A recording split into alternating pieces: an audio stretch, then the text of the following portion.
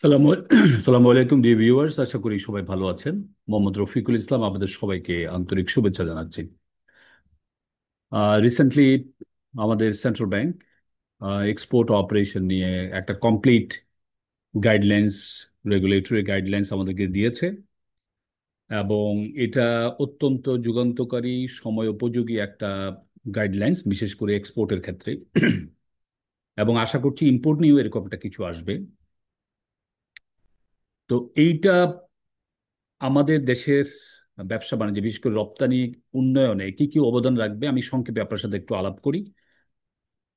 প্রথম যে জিনিসটা, আমাদের ট্রেডিশনাল যে এক্সপোর্ট, সে এক্সপোর্ট তো আছেই। এই ট্রেডিশনাল এক্সপোর্টের বাইরে non traditional export, non traditional medium of export এবং নন ট্রেডিশনাল পেমেন্ট মেথডটাকে এখানে হাইলাইট করা হয়েছে। এবং এইটা বিশেষ করে সার্কুলারটা ব্যাংকার এবং যারা বিজনেস কমিউনিটিজ আছেন, এক্সপোর্টার্স কমিউনিটি, তাদের কাছে মিউচুয়ালি এটা আহ, পৌঁছে দিতে হবে। ব্যাংকার পৌঁছে দিতে হবে স্টেক হোল্ডারদের কাছে, স্টেক হোল্ডার আবার শেয়ার করতে হবে ব্যাংকারের সাথে, এবং রেগুলেটর এবং অন্যান্য যারা কাস্টমস বা পোর্ট অথরিটি আছেন, ট্রেড ফরওয়ার্ডার, সবার জন্য এটা কমপ্লিট গাইডলাইন্স।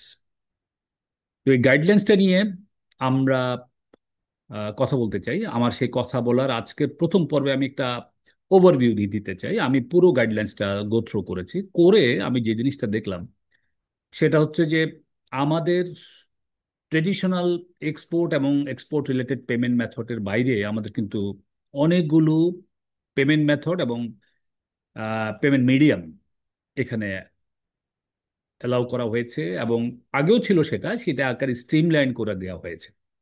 এবং আমাদের জন্য একটা কমপ্লিট সিঙ্গেল পয়েন্ট থেকে আমরা এক্সপোর্ট অপারেশনটা জানতে পারবো। এক, দ্বিতীয় জিনিস হচ্ছে যে আমাদের এই ওপেন অ্যাকাউন্ট ট্রানজাকশন, রি-এক্সপোর্ট, অন্ট্রাপোর্টেড, মার্চেন্টিং ট্রেড, কাউন্টার ট্রেড, যেটা ইন্টারন্যাশনালি খুবই প্রচলিত, এবং ইন্টারন্যাশনাল কমিউনিটি এই ট্রেডগুলো দিয়ে তাদের ফরেন এক্সচেঞ্জ সেভ করছে এবং দুই দেশের মধ্যে বায়োলেটারাল ট্রেডকে স্ট্রং করছে, স্ট্রঙ্গার করছে, এবং দুই দেশের মধ্যে বাণিজ্যিক সম্পর্ক অনেক বেশি শক্তিশালী হচ্ছে। তাহলে এই রকম ট্রেডিশনাল বিজনেসের বাইরে এসে non traditional but internationally practised used এই এক্সপোর্ট মেকানিজমগুলো বা ট্রেড মেকানিজমগুলো আমরা আমাদের ডোমেস্টিক্যালি আমরা এটাকে অ্যাডপ্ট করতে পারি, এবং সেটার জন্য এই সার্কুলারটা আমরা গো থ্রো করতে পারি এবং খুবই নিটিগ্রিটি লেভেলে এটাকে আমরা আহ, আহ, নিজের মধ্যে আত্মস্থ করতে পারি। তাহলে আমাদের অনেক ধরনের নতুন নতুন ব্যবসা বাণিজ্য সম্পর্কে ধারণা পাওয়া যাবে। আমার কাছে সবচেয়ে বেশি ভালো লেগেছে যে ই কমার্সের মাধ্যমে যে এক্সপোর্ট, এবং ই কমার্সের মাধ্যমে আপনি ছোট ছোট এক্সপোর্ট বা বিজনেস টু কনজিউমার এক্সপোর্ট, সরাসরি কনজিউমার কাছে সেল করা, এবং সেল করার পরে প্রসিডটা দেশে নিয়ে আসার জন্য আমাদের বিজনেসম্যান তথা অন্যান্য যারা সার্ভিস এক্সপোর্টার আছেন, আমাদের কাছে সবচেয়ে কাম্বাসাম মনে হতো, কষ্টকর মনে হতো। কিন্তু এই সার্কুলারটা পড়ার পরে আমার কাছে মনে হয়েছে এটা it's a very easier way. Bank তথা পেমেন্ট সার্ভিস প্রোভাইডার্স যারা আছে, যারা mobile transaction provider, mobile financial service provider আছেন ব্যাংকের বাইরে, ওনাদের মধ্যে একটা কোলাবোরেশন দরকার। এবং এই কোলাবোরেশন যদি থাকে, এক্সপোর্টাররা এখানে কিন্তু কনফিডেন্স পাবে। কারণ একজন এক্সপোর্টার ইলেকট্রনিক প্ল্যাটফর্মে সেল করবে, কিন্তু প্রসিডটা কোন মেথডে আনবে, কোন ফ্লো চার্ট দিয়ে আনবে, কোন ওয়েতে আনবে, এইটা এক্সপোর্টারদেরকে গাইড করতে হবে ব্যাংকার তথা যারা নন ব্যাংক ফাইন্যান্সিয়াল সার্ভিস প্রোভাইডার যারা আছে তাদেরকে।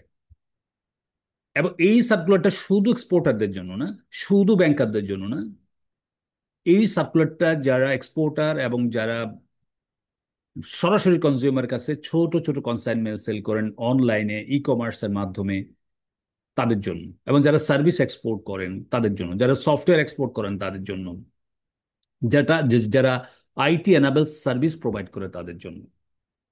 এবং আমার কাছে সবচেয়ে বেশি ভালো লেগেছে এই বিষয়গুলো। তো এটা নিয়ে আমরা ক্রমান্বয়ে কথা বলবো। আপনারা আমাদের সাথেই থাকুন, লার্নিং লার্ন একাডেমি সাথেই থাকুন। আপনাদের জন্য আমরা এই একদম ফার্স্ট হ্যান্ড এবং রিসেন্ট যে ইনফরমেশনগুলো আছে ট্রেডের, সেগুলো আনার চেষ্টা করি ডোমেস্টিক্যালি এবং ইন্টারন্যাশনালি। আমাদের সাথেই থাকবেন।